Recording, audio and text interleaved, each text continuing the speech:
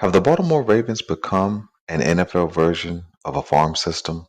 Where young talent develops and then launches their career successfully somewhere else? We discuss next on the GM.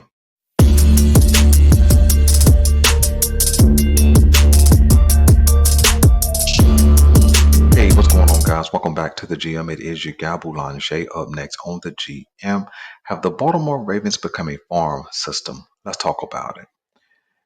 You see, I know that the term farm system is not a football term, but it's applicable to baseball. And it really happens when a team develops a process to bring in young talent, whether that's by draft or free agency, so that they can develop, learn technique, get good coaching in hopes to launch a successful career on that team. And I think that the Baltimore Ravens have been doing that, but they've been doing it for other teams. You see, another term that's attached to farm system is feeder team.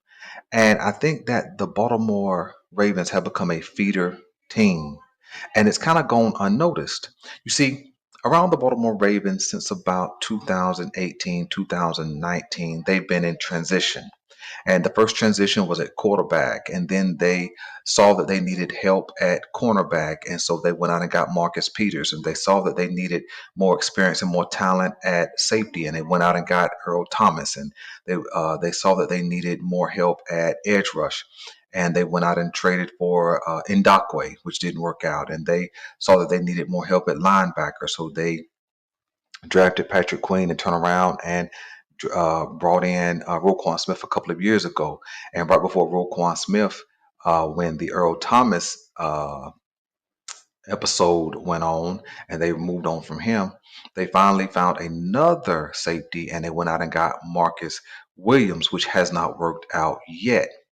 And there's a consistent theme with a few positions on this Baltimore Ravens team where they're consistently trying to find talent, right? And they've been doing that for about 6 or 7 seasons.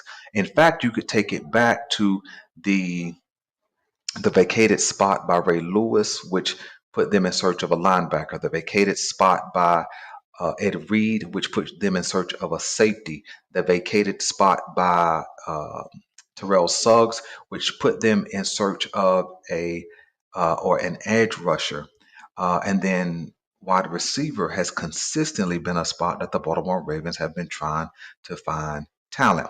Not to mention offensive line. And the thing is, they've had talent, but they've developed it and moved it on to another team or fed another team. Let's start case in point with 2014 draft pick CJ Mosley, which was drafted in the first round, pick number 17 by the great Ozzie Newsome. Now, when CJ Mosley stepped on the scene, he performed as expected. Now, CJ Mosley, if you remember that conversation, the thought was that he would be the Ray Lewis replacement, but you don't replace a legend. You only hope to fill their shoes. And CJ Mosley did a pretty good job, no matter what you thought about CJ Mosley. CJ Mosley, 4 of his 5 years in Baltimore, was a 4-time Pro Bowler and a 3-time second team All Pro, which means he performed at the top level of AFC linebackers. All right. And the 5 years, of course, four was 4 years of his rookie contract, and then a fifth-year option. And the Baltimore Ravens, of course, did not find a way to get C.J. Mosley under contract. And what did they do after he had developed into a Pro Bowler? After he had developed into a model of consistency, after he had developed into a playmaker, what did they do? They fed him to the New York Jets. All right, and to be honest, I thought CJ Mosley had fell all the way off because you don't hear much Jets news. And his first season with New York, he only played 2 games and got hurt and missed the rest of the season. He sat out. That would have been 2019, and in 2020 he sat out the COVID year. But when he stepped back on the scene in 2021, 2022, and 2023, he's averaged 150 tackles all 3 years, eclipsing 160 tackles, which means this guy has been just as good in his last 3 years as he was in the 5 seasons with Baltimore. Hold tight because I promise I'm building a foundation. But let's not stop with CJ Mosley. Let's move to 2015 draft pick, fourth rounder, Za'Darius Smith, another late round find by the Baltimore Ravens. Now, Smith was a young talent. We didn't know much about him, but he performed well in his offseason workouts, had a good showing in training camp, and stepped onto the scene in the regular season and earned a regular part of the rotation. And this was a time, man, where Terrell Suggs was aging, still productive, but aging nonetheless. And we were looking for an eventual replacement, kind of an heir apparent to Terrell Suggs. And not that Za'Darius Smith had a talent base that could match Terrell Suggs by no means, but he had showed a lot of promise, quickness, the ability to defend the run. And in fact, he closed out his Ravens campaign in his fourth season with 8 sacks, proving that he could get off the ball and get to the quarterback. But right on time, the Baltimore Ravens did not see fit to re-sign him to a price that he would agree upon. And what happened? They fed him to the Green Bay Packers, where he went on to be a starter and earned 3 Pro Bowls. And so here we have two guys back to back years leave the Ravens and go on and become successful. But let's not start with Za'Darius Smith in the context of a farm system. The next guy on my list is edge rusher Matt Judon, who we know very well in Baltimore. The Baltimore Ravens drafted him in 2016 in the fifth round. Now, you don't expect much out of a fifth rounder, but again, the Baltimore Ravens have been known to kill it in the draft, find good value, find talent that nobody else sees. Matt Judon was just that. Matt Judon showed promise kind of as he walked into the door. Good offseason workouts. He was a guy who could defend the run and a guy who had showed some burst off the edge. And although he never eclipsed double digit sacks, he did have 9.5 in his fourth season. And I believe that Matt Judon would have been part of the reason why the Baltimore Ravens saw fit to let Za'Darius Smith walk in free agency. The Baltimore Ravens end up franchising Matt Judon in his fifth season. They still couldn't get a deal done. And what happened? They fed him to the Patriots, where he went on to go to accomplish 4 consecutive Pro Bowl seasons.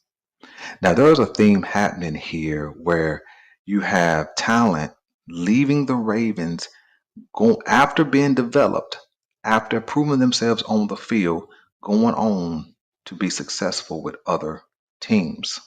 If you hang tight, I promise in our second video, I'll speak to why this is consequential and how this leans into the Baltimore Ravens' future. But let's not stop with Matt Judon. Let's go with 2020 first round pick Patrick Queen. Now, Patrick Queen was expected when drafted to come on the scene and kind of be the replacement, the fill in, the plug for CJ Mosley. And Patrick Queen struggled to know right place, right time. He struggled in pass coverage, but you absolutely could see his talent, his speed, his ability to get to the quarterback, his ability to blitz, his sideline to sideline ability. And as he went on in Baltimore, 2020, had some moments in 2021. Had some moments, and I believe it was 2022 when none other than head coach from the Pittsburgh Steelers, Mike Tomlin, named Patrick Queen the best linebacker in the AFC. It's always interesting how another team can notice the talent that the Baltimore Ravens have when the Baltimore Ravens show a lack of appreciation for said talent. Nevertheless, the Baltimore Ravens went on to take some draft capital and go get Roquan Smith and also draft Trenton Simpson, which definitely spelled the end for Patrick Queen. But what happened in Patrick Queen's fourth year when the Baltimore Ravens didn't pick up a cheap fifth year option? he became an all pro. And maybe not an all pro, but he definitely became a pro bowler, which says he had developed into a solid and well above average player. But what did we do? We let him walk in free agency and fed him right to the in division rival Pittsburgh Steelers. You see, I call it feeding, right? Because because the talent is developed, right? And proven, and now the dish is done, and now we're serving it up for another team to capitalize on our loss. And here's the real truth, man. I get it. The Baltimore Ravens love picks, and we allow these guys to walk for at best third round compensatory picks. But what has this done, and what will this do to the ability to build a team? So let's take a look and consider at the four players that we've presented thus far in this farm system series. CJ Mosley, the guy who was supposed to step into the shoes of Ray Lewis. Za'Darius Smith and Matt Judon, two players who were supposed to step into the shoes of Terrell Suggs. And then Patrick Queen, the replacement for the replacement, right? Patrick Queen essentially was CJ Mosley's replacement because he was supposed to be the replacement or the shoe filler for Ray Lewis. And none of these guys are on our team. We grew these guys up, we allowed them to develop, we allowed them to perform, and we allowed them to walk with understanding that you cannot sign every free agent. You can't. But are you telling me that the Baltimore Ravens were better off letting each one of these players walk and settling for a third round at best compensatory pick? No way. You see, when you take in consideration, if you keep two of these guys, let's say keep Mosley and you keep Matt Judon, or you keep Mosley or you keep Za'Darius Smith, that changes the whole nature of this defense. Why? Because you have a number one type edge rusher and you have your middle linebacker. You see, it changes the whole defense because now you can take those draft picks and put them somewhere else that's needed. You see, when you get rid of top-notch talent and you have to go into the draft and pull out a hopeful, you don't know what you're going to get. The case in point is how Patrick Queen struggled in his first two seasons uh, um, with the Ravens. But if you keep CJ Mosley and you still draft Patrick Queen, now Patrick Queen just becomes a running mate to Mosley, and you still have a dynamic duo way before Roquan Smith steps on the scene. You see, if you keep Za'Darius Smith or Matt Judon, right? What does last year's defense look like? Where you have Jadeveon Clowney and Cal Van Noy having breakout seasons as they already are well into their careers. But if you have a guy like a Za'Darius Smith or a Matt Judon, how much better is our pass rush? Therefore, how much better is our defense? Therefore, you see, because if our pass rush is better, then our secondary is better. See, all I'm talking about is how this team has been being built, and it hasn't always created optimal situations. But stay tuned for part two. I got four more players to show you on this farm system list, and then we're going to talk about the consequence of farming out these players to other teams. I'm your guy Boulanger. This is the GM, and we're out.